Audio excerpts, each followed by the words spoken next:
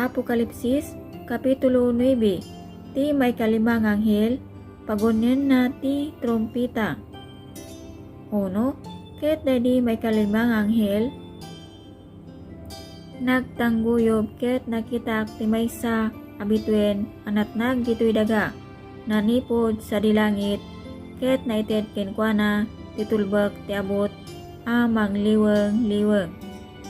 Dos, ket linuktan na daydi abot amang liweng-liweng, ket rimuar ti asok idi abot akasla iti asok ti maysa adakkel nga horno, ket nagsipnget ti init ken ti angin iti daga may puon iti asok daydi abot. Tres, ket rimuar iti asok dagiti dudon iti rabaw ti daga, ket naikanda ti panakabalin akas ti panakabalin dagiti manggagama ti daga. 4, ket naibaga kadakwada adida kumaranggasan ti ruot ti daga, wenno anyaman analang to ken uray anya akayo, no dilaeng dagiti tattao nga awanan ti sillo ti Dios kadagiti mugmugingda. 5, ket naibaga kadakwada asanda a papatayen ida, no di ket tutuokenda ida bayat ti 5 a bulan, ket ti panakatutok da kasla iti tuok a patauden idi ti manggagama, no siluden ti tao. 6, ket kadagijay nga laldaw dagiti tattao biruken danto ni patay, ket isu di danto masarakan, ket tarigagayan danto tinatay, ket ni patay itarayan danto ida. 7, ket tilanga dagiti dodon umas aspingda kadagiti kabayo a maisagana iti gubat, ket itirabaw dagiti ulo-ulo da adda sinanbalangat akasla balitok, ket dagiti ruprupa da kasla ruprupa dagiti tattao. 8, ket adda buok da akasla buok dagiti babayi, ket dagiti ngipngipen da kasla ngipngipen dagiti leon. 9, ket adda kabal da akasla kabal alandok, ket ti daranodor dagiti paypayakda kasla iti daranodor dagiti luglugan, ken dagiti adu a kabkabayo a sisisiglat a simbrak iti gubat.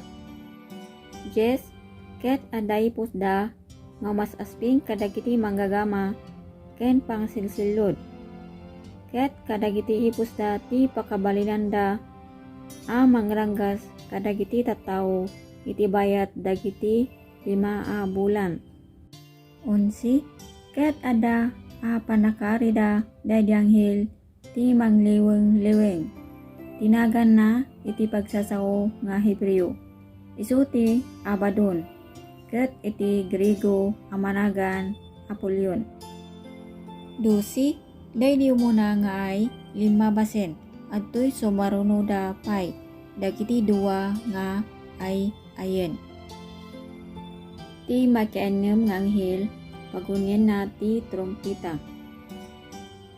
13, ket daydi makiannem nga anghel, nagtangguyog, ket nangngegko ti maysa timek a nagapu kadagiti sarsara ti altar a balitok nga adda iti sangwanan ti Dios.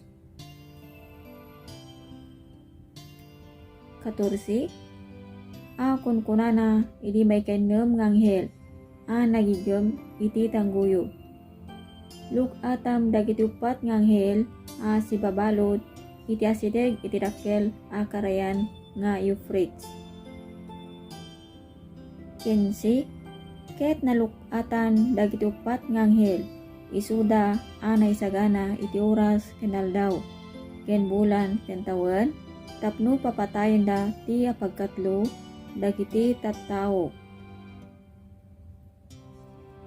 16, ket tibilang dagiti buybuyot dagiti nagkabayo mamindua a sangalaksa alaksa nangegko ti bilang da. 17, ket iti kasta nakitak dagiti kabkabayo iti parparmatag. Ken dagiti nagsakay kadakwada nga adda kabalda akas iti apoy ket kolor ti hasinto ken asufri. Ket dagiti ulo dagiti kabayo kasla kadagiti ulo dagiti leon. Ket kadagiti ngiwata rumrumwar ti apoy ken asok ken asufri.